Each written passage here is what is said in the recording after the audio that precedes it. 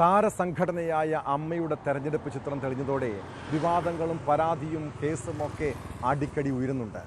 Kuku പരമേശ്വരനെതിരായ memory card വിവാദത്തിന് പിന്നാലെ നടി ശ്വേത മേനോനെതിരെ കേസ്. അശ്ലീല ചിത്രങ്ങളിൽ അഭിനയിച്ച് പണം സമ്പാദിച്ചുവെന്നുള്ള പരാതിയിലാണ് എറണാകുളം സെൻട്രൽ പോലീസ് കേസെടുത്തത്. താരസംഘടനയായ അമ്മയുടെ പ്രസിഡന്റ് സ്ഥാനാർത്ഥിയായി ശ്വേത മത്സരിക്കുന്ന പശ്ചാത്തലത്തിലുണ്ടായ കേസ് പുതിയ വിവാദത്തിനാണ് തിരികൊളുത്തിയിരിക്കുന്നത്.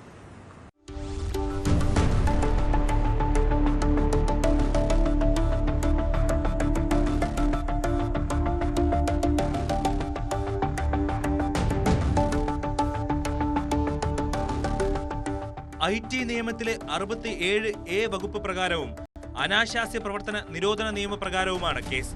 അശ്ലീല രംഗങ്ങൾ സമൂഹ മാധ്യമങ്ങൾ വഴി പ്രചരിപ്പിച്ചു എന്ന് പരാതിയിലുണ്ട്. മാർട്ടിൻ മേനാച്ചേരി എന്നയാൾ നൽകിയ പരാതിയിലാണ് കേസ്.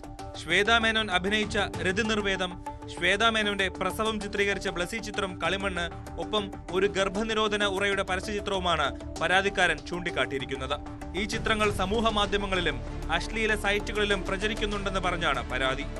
ഇവര് ഒരു ഓൺലൈൻ മീഡിയയ്ക്ക് കൊടുത്തിരിക്കുന്ന ഇതിലും അവർ സെക്സ്വൽ എക്സ്പ്ലിസിറ്റ് ആയിട്ടുള്ള വീഡിയോസുകൾ ഇനിയും ചെയ്യും, അല്ലെങ്കിൽ അത്ര സിനിമകൾ അവർ ചെയ്യും എന്ന് പറഞ്ഞു. അപ്പം ഞാൻ പൊതുവിൽ ഇപ്പം മാധ്യമ സുഹൃത്തുക്കൾ ചോദിച്ചുകൊണ്ടാണ് ഞാൻ പറഞ്ഞത്. ഇപ്പോൾ അവർ അമ്മ പ്രസിഡന്റ് സ്ഥാനത്തേക്ക് വരുന്നതുകൊണ്ടാണോ ഇങ്ങനെ ഒരു സംഭവം ചെയ്യുമ്പോൾ ഒരിക്കലുമല്ല. ഇത് 2 മാസം മുൻപ് ഞാൻ കൊടുത്തിരിക്കുന്ന ഒരു പരാതിയാണ്.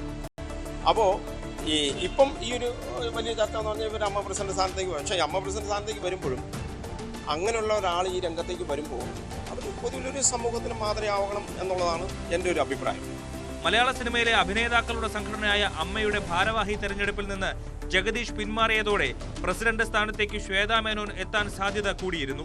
എന്നാൽ കേസ് തെരഞ്ഞെടുപ്പിനെ ബാധിക്കുമോ എന്നതിൽ വ്യക്തത വന്നിട്ടില്ല.